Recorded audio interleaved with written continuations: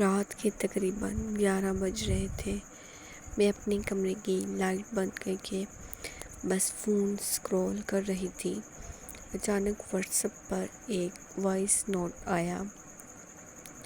Number ان نون تھا۔ پہلے تو میں نظر انداز کیا، مگر پھر تجسس میں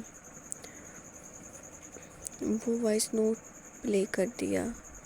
مجھے نہیں لگتا تم کبھی سمجھ پاؤ گی میں تم سے کتنی محبت کرتا ہوں۔ اس کی آواز بہت دھیمی تھی، نرم اور عجیب حد تک دل کو لگنے والی تھی۔ میں چند لمحے خاموش رہی، کیونکہ یہ وائس نوٹ یقیناً غلط نمبر پر آیا تھا۔ میں نے رپلائی کیا، شاید آپ نے غلط نمبر پر بھیجا ہے۔ چند سیکنڈ بعد فوراً میسج آیا، اوہ سوری، لیکن امید ہے میری آواز بری نہیں لگی ہوگی۔ نہ جانے کیوں اس ایک لائن پر میرے چہرے پر مسکراہٹ آ گئی۔ اس رات ہماری تھوڑی سی بات ہوئی، پھر اگلی رات زیادہ، پھر روز ہونے لگی۔ اس کا نام اذان تھا۔ وہ کبھی اپنی تصویر نہیں بھیجتا تھا، صرف وائس نوٹس، اور شاید یہی چیز مجھے اس کے قریب لا رہی تھی۔ اس کی آواز میں ایک عجیب سکون تھا۔ وہ رات کو بارش کی آواز ریکارڈ کر کے بھیجتا، کبھی اپنی پسند کی شاعری سناتا، کبھی بس خاموش رہتا تاکہ میں اس کی سانسوں کی آواز سن سکوں۔ میں نے اپنی زندگی میں پہلی بار کسی کو دیکھے بغیر محسوس کرنا شروع کیا تھا۔ ایک رات اس نے پوچھا،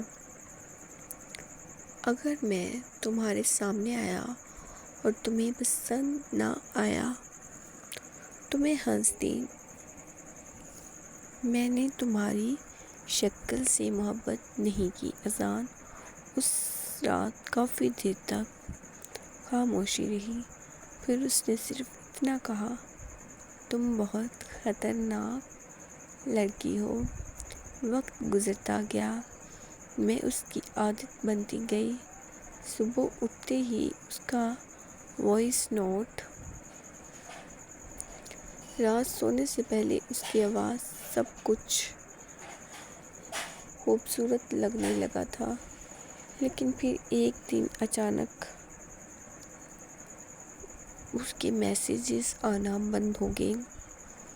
ایک دو دن، پورا ہفتہ، میں پاگلوں کی طرح اس کے نمبر پر کال کرتی رہی، مگر فون بند تھا۔ دل عجیب خوف سے بھر گیا۔ پھر ایک رات اچانک اس کا وائس نوٹ آیا۔ اس کی آواز کمزور لگ رہی تھی، میں شاید زیادہ وقت تم سے بات نہ کر سکوں، لیکن ایک بات ہمیشہ یاد رکھنا، میں نے تم سے سچی محبت کی تھی۔ میری آنکھوں میں فوراً آنسو آ گئے۔ میں چیخی، اذان، آخر ہوا کیا ہے؟ مگر اس کے بعد صرف خاموشی تھی۔ اگلے دن میں نے پہلی بار ضد کر کے اس کا ایڈریس دیا اور اس شہر پہنچی جہاں وہ رہتا تھا۔ بارش ہو رہی تھی، بالکل ویسی جیسی ہمیں پسند تھی۔ میں اس ایڈریس پر پہنچی تو سامنے ایک چھوٹا سا گھر تھا۔ دروازہ ایک بوڑھی عورت نے کھولا۔ جب میں نے اذان کا نام لیا تو ان کی آنکھیں بھر آئیں۔ آپ مقدس ہیں۔ میرے قدم وہیں رک گئے۔ جی، انہوں نے مجھے اندر بلایا اور ایک کمرے کی طرف اشارہ کیا۔